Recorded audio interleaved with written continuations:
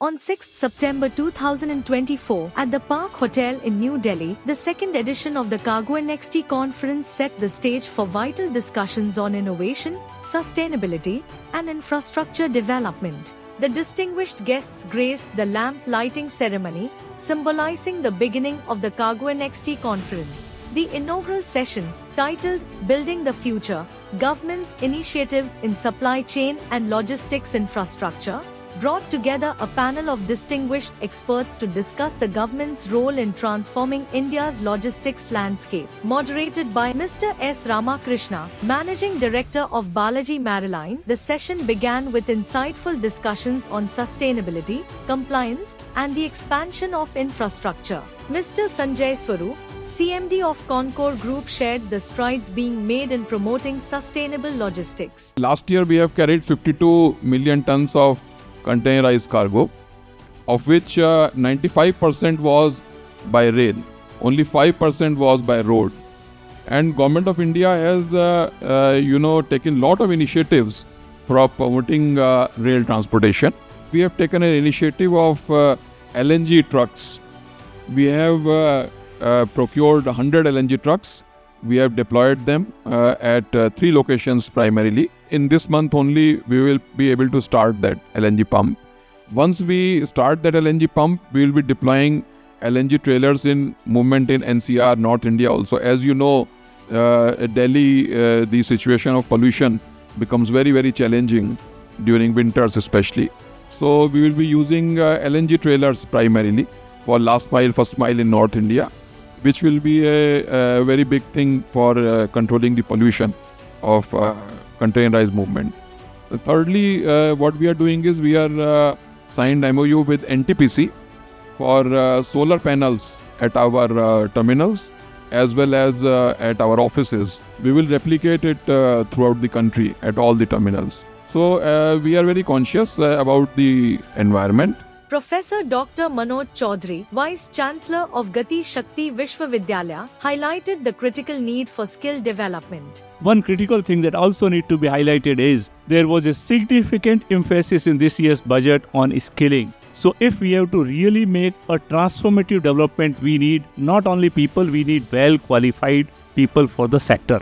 Therefore, 140 crore people of India, through the Act of Parliament, created Gati Shakti Vishwavidyalaya as a central university. Therefore, it is not merely, it may be located currently in Gujarat, but its territorial jurisdiction is over entire India. It not only works for railways, it works for the entire transportation sector, including aviation, ports, shipping, waterways, highways, and whatnot. We are the only university in whole of India as a central university to focus exclusively on the transportation and logistics sector. We strongly believe that when India becomes a developed country by 2047, our economy of course shall prosper from $3.5 trillion today to $30 trillion. But that will become based on knowledge-driven economy. Today, 2.2 crore people are working in the logistics industry in India. There is a report by TeamLease that we shall add another 1 crore by 2027. So we have to train not only 1 crore people, but also 2.2 crore people who are in the industry. Today, people from Indian Army, people from Bharat Petroleum, people from Bangalore Metro, people from railways, they are undergoing PhD program at Gati Shakti Vishwavidyalaya. And I am very glad that times have changed. Mr. Dushyant Mulani, Chairman of Triple FAI, delivered a compelling talk on the increasing importance of compliance and regulatory reforms. If you look at journey of half a decade, last 5 years, 2019 onwards till date, the compliances have gone up substantially, whether be it due to our own standards being raised on par with international norms or international treaties signed by Government of India. Various ministries have brought in their compliances. A person who's importing a cargo, 99.9% of them want to be absolutely compliant. They do not wish to violate or do any shortcuts as far as the compliances are concerned. Now, how to ensure that this thought process, which is built up at the level of planning at the ministerial level, how is it is made easy for the person who's importing or exporting a cargo? The strength of this Indian economy is in MSMEs.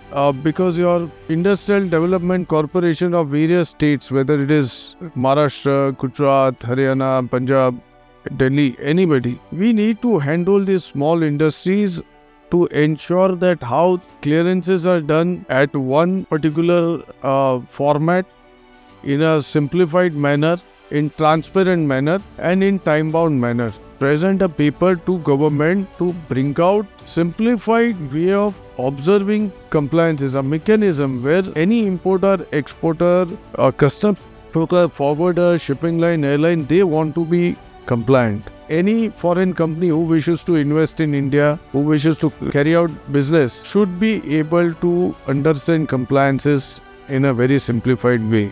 Cooperating with the department to do anything, it's not an intentional violation or anything. Let's give them industry that platform for a trust-based working environment. Shobhit Bhatnagar, Director at DFCCIL, updated the audience on the impressive progress of India's dedicated freight corridors. I would say that yes, East-West corridor is primarily for iron and steel and coal traffic, and there has been significant improvement as far as supply of coal to the thermal powerhouses is concerned. Western dedicated freight corridor is primarily, last year Dadri was also connected with the Western DFC, so we started having double stack container trains going right up to Dadri. The running part has been good, very good. The speeds that we are achieving are almost twice that of the Indian Railways network. But yes, the terminals part we are doing under the Gati Shakti cargo terminal policy. 20 terminals we are planning this year. At least we'll be coming out with the RFPs. The Rajasthan government has come forward in a very big way. They've already allotted funds for it, for all the DFC stations in Rajasthan. UP government also we have contacted. They are keen to help. And similarly, Gujarat. Of course, Maharashtra, the number of stations are yet to come up, so we haven't really approached them. But these three states have definitely come forward to help. The final speaker, Mr. Santosh Sinha, Executive Director at CONCOR, shared insights into the future of multimodal logistics. Everybody has seen CWC has done a great job in the past. They've brought up warehouses when there were none. Yes. Now warehousing is the buzzword which is being spoken everywhere. CWC has to expand. There is no doubt about that. Most of us know that CWC also has a CTO license. Yes. So it has to expand its footprint into the domestic transportation sector. Coming from an engineering background, there is a good scope for IT infusion into the country, or not something which is run-of-the-mill IT, but some big tech into the company. And that we will like to see, so that, you see, ultimately we have to align with the national goal of reducing the logistics costs. As the session concluded, Mr. Ramakrishna reflected on the significant investments in logistics infrastructure and the need for synergy between different transport modes to drive further cost reductions. Logistic was the last resort for us when we were studying. When we were coming to a graduation level, से कहाँ जाना है? अरे यार मेरे को एक logistic company में नौकरी मिल रही है और कहीं नहीं मिला नौकरी. This used to be the talk. Now with such a great panel, can anyone say logistics is anyway behind? We are great. Kudos to all logisticians. Please give them a big hand. The inaugural session of Cargo NXT showcased a forward-looking vision for India's logistics sector, driven by government initiatives, sustainability efforts, and technological innovation. As industry leaders and policymakers continue to work together, the future of logistics in India holds immense potential for growth, efficiency, and inclusivity. Thank you for watching Cargo Insights TV. Stay tuned for the next part. Don't forget to like, share, and subscribe for more insights on the future of logistics.